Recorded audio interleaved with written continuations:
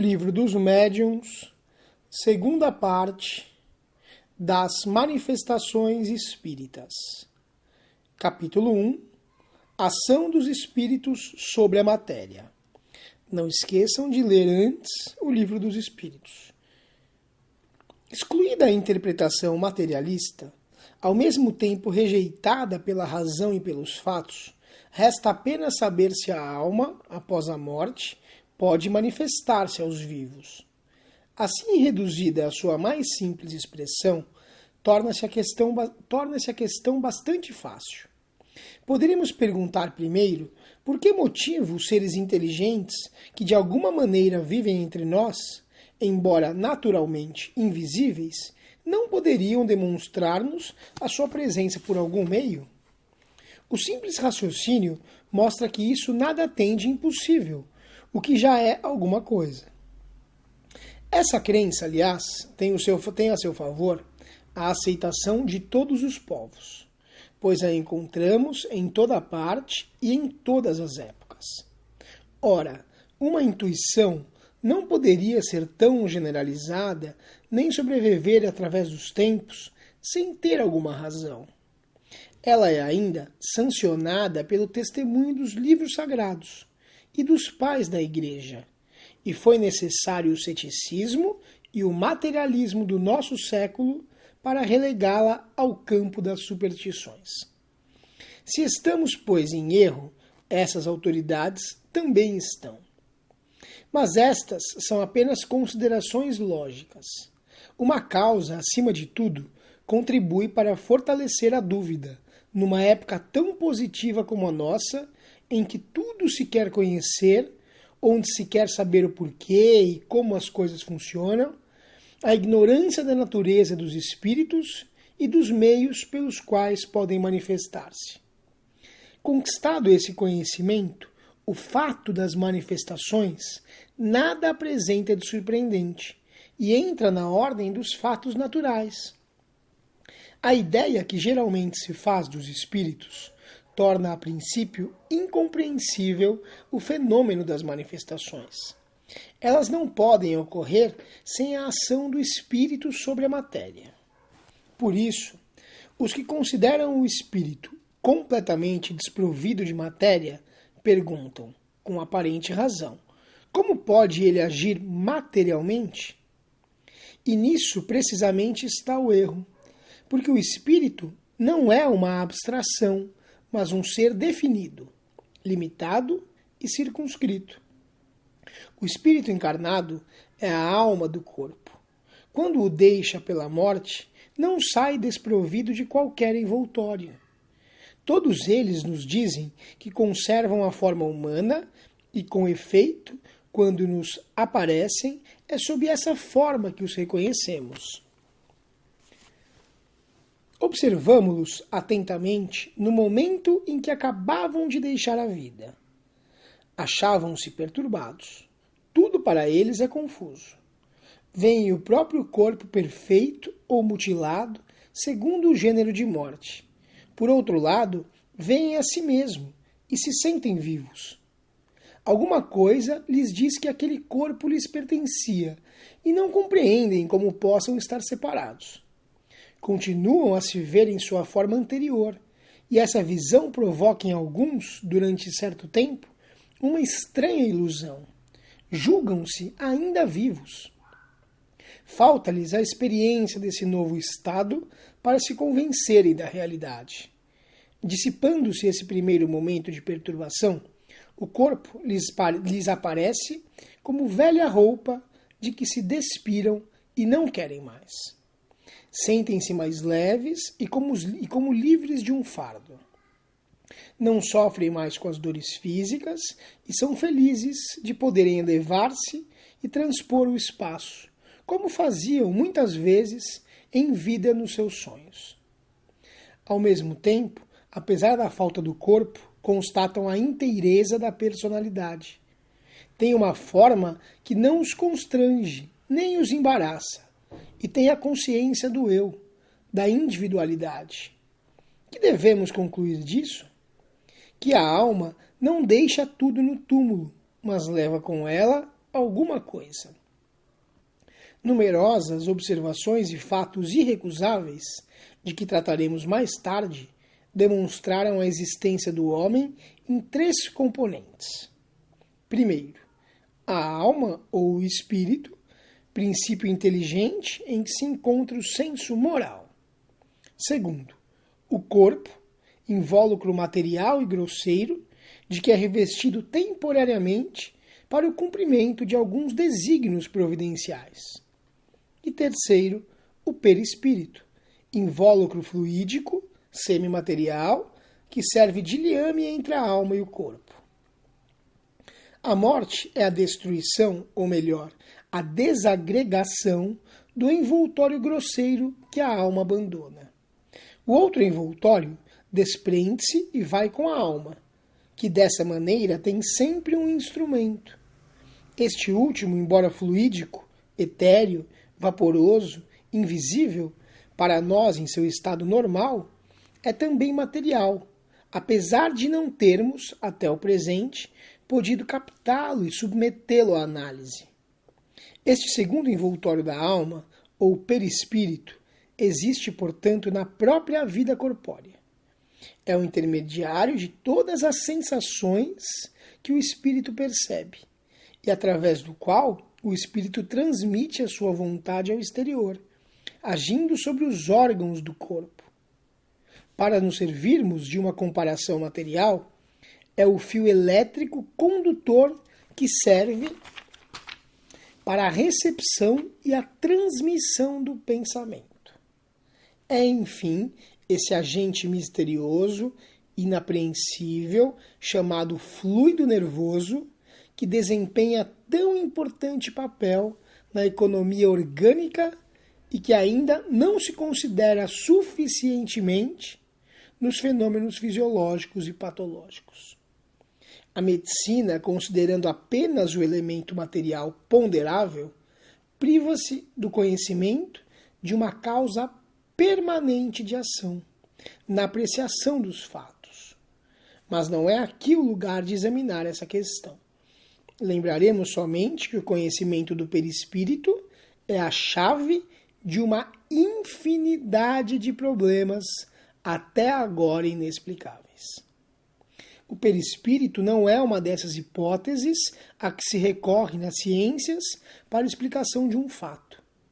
Sua existência não foi somente revelada pelos espíritos, pois resulta também de observações, como teremos ocasião de demonstrar. Por agora, e para não antecipar questões que teremos de tratar, nos limitaremos a dizer que, seja durante a sua união com o corpo ou após a separação, a alma jamais se separa do seu perispírito. Já se disse que o espírito é uma flama, uma centelha. Isto se aplica ao espírito propriamente dito, como princípio intelectual e moral, ao qual não saberíamos dar uma forma determinada. Mas em qualquer de seus graus, ele está sempre revestido de um invólucro ou perispírito, cuja natureza se eteriza à medida que ele se purifica e se eleva na hierarquia. Dessa maneira, a ideia de forma é para nós inseparável da ideia de espírito, a ponto de não concebermos este sem aquela. O perispírito, portanto, faz parte integrante do espírito, como o corpo faz parte integrante do homem. Mas o perispírito sozinho não é o homem, pois o perispírito não pensa. Ele é para o espírito o que o corpo é para o homem, o agente ou instrumento de sua atividade. A forma do perispírito é a forma humana, e quando ele nos aparece, é geralmente a mesma sob a qual conhecemos o espírito na vida física. Poderemos crer, por isso, que o perispírito, desligado de todas as partes do corpo, se modela de alguma maneira sobre ele e lhe conserva a forma.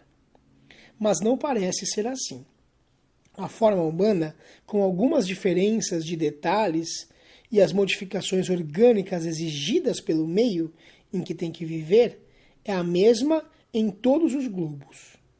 É, pelo menos, o que dizem os espíritos. E é também a forma de todos os espíritos não encarnados, que só possuem o perispírito. A mesma sobre a qual, em todos os tempos, foram representados os anjos ou espíritos puros. De onde devemos concluir que a forma humana é a forma típica de todos os seres humanos, em qualquer grau a que pertençam. Mas a matéria sutil do perispírito não tem a persistência e a rigidez da matéria compacta do corpo.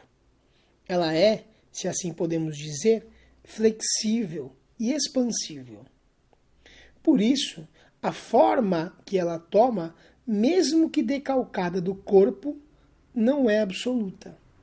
Ela se molda à vontade do espírito, que pode lhe dar a aparência que quiser, enquanto o invólucro material lhe ofereceria uma resistência invencível. Desembaraçado do corpo que o comprimia, o perispírito se distende ou se contrai, se transforma. Em uma palavra, presta-se a todas as modificações segundo a vontade que o dirige. É graças a essa propriedade do seu invólucro fluídico que o espírito pode fazer-se reconhecer, quando necessário, tomando exatamente a aparência que tinha na vida física, e até mesmo com os defeitos que possam servir de sinais para o reconhecimento. Os espíritos, portanto, são seres semelhantes a nós, formando ao nosso redor toda uma população que é invisível no seu estado normal. E dizemos no estado normal porque, como veremos, essa invisibilidade não é absoluta. Voltemos a tratar da natureza do perispírito, que é essencial para a explicação que devemos dar. Dissemos que, embora fluídico, ele se constitui de uma espécie de matéria, e isso resulta dos casos de aparições tangíveis, aos quais voltaremos. Sob a influência de certos médiuns, verificou-se a aparição de mãos, com todas as propriedades das mãos vivas, dotadas de calor, podendo ser apalpadas, oferecendo a resistência dos corpos sólidos, e que de repente se esvaneciam como sombras. A ação inteligente dessas mãos, que evidentemente obedecem a uma vontade ao executar certos movimentos, até mesmo ao tocar músicas no instrumento, prova que elas são parte visível de um ser inteligente invisível. Sua tangibilidade, sua temperatura, a impressão sensorial que produzem, chegando mesmo a deixar marcas na pele, a dar pancadas dolorosas, a acariciar delicadamente, provam que são materialmente constituídas.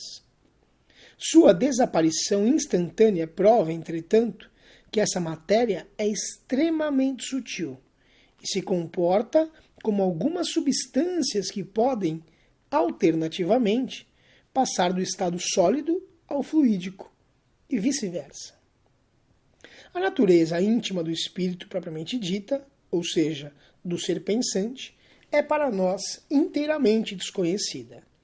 Ele se revela a nós pelos seus atos, e esses atos só podem tocar os nossos sentidos por um intermediário material.